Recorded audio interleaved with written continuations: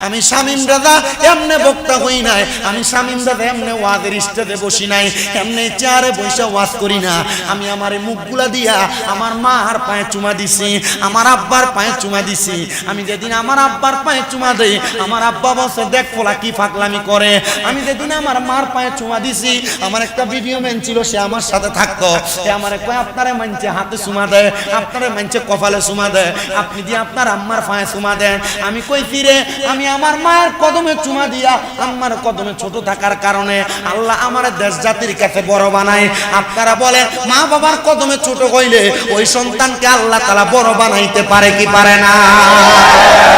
কখনো তোমাকে যদি বলি হেদায়াতের আলো দিয়ে দিও কাছে তুলি, দয়া করে ঠাই দিও, দয়া করে ঠাই দিও ওগো দয়াময়।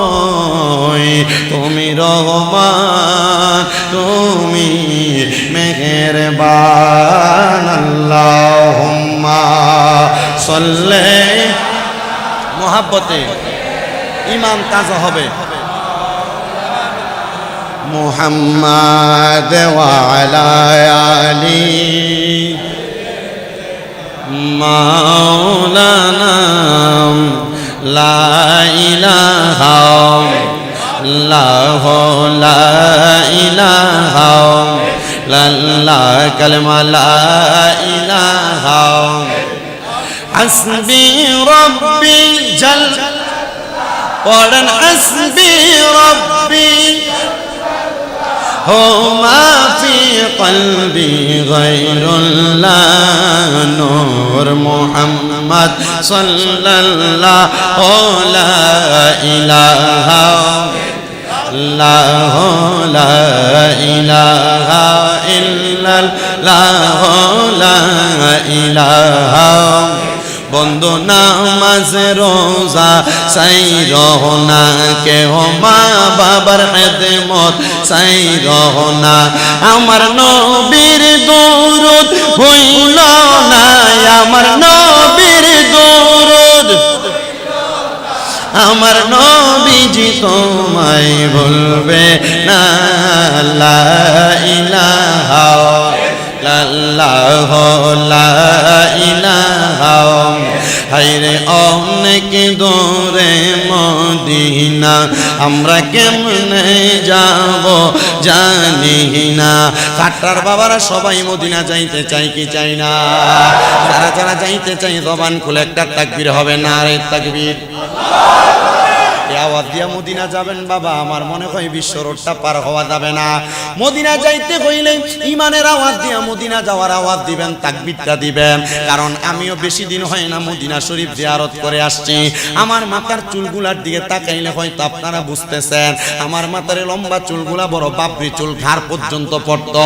কিন্তু মানুষ আমার বন্ড বইলা গালি দিত, মাথার মধ্যে বাবরি চুল থাকার কারণে মানুষ আমার ভান্ডারি কইয়া গালি দিত। আমি জানি গো এটা আমার গালি না, আল্লাহ রাসূলের হাদিস পড়া দেখলাম। আমার নবী কয় লাহু শারুন ইয়াদ্রিবু মান গাবাইহি। আমি নবীর চুল মুবারক আমার কাঁধ মুবারক পর্যন্ত চলতো। আমার চুলগুলা যখন লম্বা ছিল আমি চিন্তা করছি মানুষ আমারে ভণ্ড বলে, মানুষ আমারে পাগল বলে, মানুষ আমারে ভণ্ড বলে।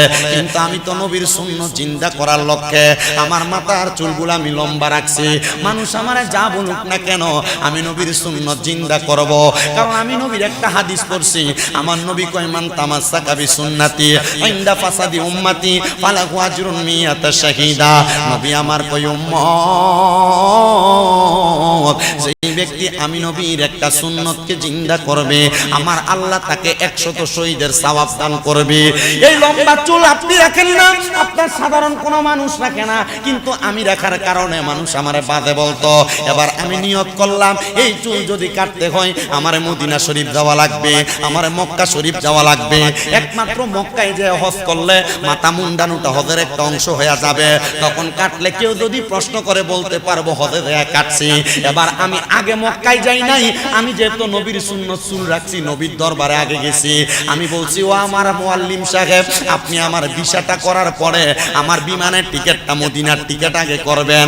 কারণটা কি? বলে আমি তো নবীর গোলাম, নবীর কাছে হাজিরা না দিয়ে আমি মক্কায় যাব না, আমার আগে একবার মদিনার নবীর কাছে নিয়ে যাইবেন। আমি ওনার সঙ্গে কথা বইলা আমার টিকেটটা আমি মদিনার লাগাইছি। আমি মদিনাতে যাইয়া প্রথম দিন ফজরের নামাজ আদায় কইরা মদিনা শরীফের সামনে দাঁড়ায়া আমি আমার এই চুলগুলার মধ্যে দুইটা মুঠ করে ধরছি আর ডাক দিয়ে বলছি, ইয়া রাসূলুল্লাহ, নবী, এই বাবরি চুল, লম্বা চুলের কারণে মানুষ আমারে বন্ড বলে, মানুষ আমারে বাজে বলে, কিন্তু আপনি নবী সুন্নত রাখছি গো নবী, দুনিয়ার মানুষ আমারে খারাপ বললে আপনি আমারে ভালো বলবেন। আপনি আপনার উম্মত দাবি কইরা আপনি আপনার রওজার কাছে আমারে নিয়ে আসছেন। ও নবী গো, মক্কায় যাওয়ার পরে হজ করে চুলগুলা কাটা লাগবে। আপনি নবী আমি উম্মতের বদদুয়া দিয়েন না, আপনি নবী আমি উম্মতের প্রতি নারাজ হইয়েন না। ও বন্ধুরে, ওই মদিনা যাইতে পারলে কত মজা, কত আরাম জানুনি। এই খাট্টা এলাকার মধ্যে টাকাওয়ালার অভাব নাই, খাট্টা এলাকার মধ্যে পয়সাওয়ালার অভাব নাই। দামি বিল্ডিং বানায় ঘুমায়, দামি বাড়ি বানায় ঘুমায়। ও খাট্টার বাবা, তোমার খাট্টার মসজিদের ভিতরে এক ওয়াক্ত নামাজ পড়লে এক ওয়াক্তে সওয়াব পাইবা। আল্লাহর কসম কইরা বলি রে বাবা, আমার নবীর মদিনা শরীফের ভিতরে এক ওয়াক্ত নামাজ পড়লে 50,000 ওয়াক্তে সওয়াব পাইবা। 50,000 ওয়াক্ত কবুলিয়ত নামাজের সওয়াব পাইবা। তুমি যে খাট্টার মসজিদের মধ্যে নামাজ পড়ো, কবুল হয় কিনা এটার কোনো গ্যারান্টি নাই, কিন্তু আমার নবীর মদিনা শরীফের ভিতরে যাইয়া এক ওয়াক্ত নামাজ পড়লে এক ওয়াক্তের সওয়াব 50,000 ওয়াক্তের সওয়াব পাওয়া যাইবা। শুধু তাই নয় রে বাবা, আল্লাহর কাবা ঘরের মধ্যে যাইয়া একবার যদি তুমি এক ওয়াক্ত নামাজ পড়ো, 1 লক্ষ ওয়াক্তের সওয়াব তোমার আমল নামায় দিয়া দিবে। ও আব্বুজিরা, আমি তোমাদের কাছে করজোরে আবদার করি রে বাবা, যদি তোমার টাকা থাকে, যদি তোমার পয়সা থাকে, একবার তুমি মক্কা মদিনা যাইবা। জানুনি ওই মক্কা মদিনা দেখতে কত মজারে মুরব্বি বাবা। তোমার ব্যাংকের টাকার অভাব নাই, তোমার ঘরে আলমারিতে টাকার অভাব নাই। এ পর্দার অন্তরালের আমার খাট্টার মা এক ভরি স্বর্ণের দাম 1,85,000 টাকা। বর্তমান বাজারে মক্কা মদিনা যাইলে যদি উমরা হতে যায় মাত্র 1,40,50,000 টাকা হইলে মক্কা মদিনা যাওয়া যায়। ও বাবা, আল্লাহর কসম কইরা কইরে আমি নবীজির রওজার সামনে যাইয়া মাত্র 3টা দোয়া করছি। আমি কইছি, ইয়া রাসূলুল্লাহ, আমি একবার আসছি, বারবার আপনার রওজায় আসতে চাই। 2 নাম্বার, আমার মা বাবারে নিয়ে আপনি নবীর রওজায় আসতে চাই। আর 3 নাম্বার, যারা এখনো পর্যন্ত মদিনায় আসে নাই, আপনি তাদেরকে মরণের আগে একবার মদিনা নিয়ে আসবেন। ও বাবারে, আপনার টাকা পয়সা ধন দৌলত পড়ে থাকবে, আপনি কবরে চলে যাবেন। এই জন্যই তো আশেক সুরে সুরে লেখে, হারে এই পৃথিবী যেমন আছে তেমনই ঠিক রবে, সুন্দর পৃথিবী একদিন ছেড়ে যেতে হবে রে মন, ছেড়ে যেতে হবে। মাটির বাড়ি, মাটির ঘর, দালান কোটা পড়ে রবে, সুন্দর পৃথিবী একদিন ছেড়ে যেতে হবে রে মন, ছেড়ে যেতে হবে। এই জন্য মুসলমান, টাকা পয়সা রাইখা যাইবা, তোমার সন্তান ব্যবহার করবে, স্ত্রী পুত্ররা ব্যবহার করবে, কিন্তু তোমার কবরে কোনো কাজে আসবে না। যদি মক্কা মদিনা যায়া মরতে পারো, আমার নবী কয়, মান যারা কবরি ওয়াজাবাত লাহু শাফাআতি ইয়াউমাল কিয়ামা। নবীজি আমার ঘোষণা করতেছে, যেই ব্যক্তি আমি নবীর রওজা একবার জিয়ারত করল,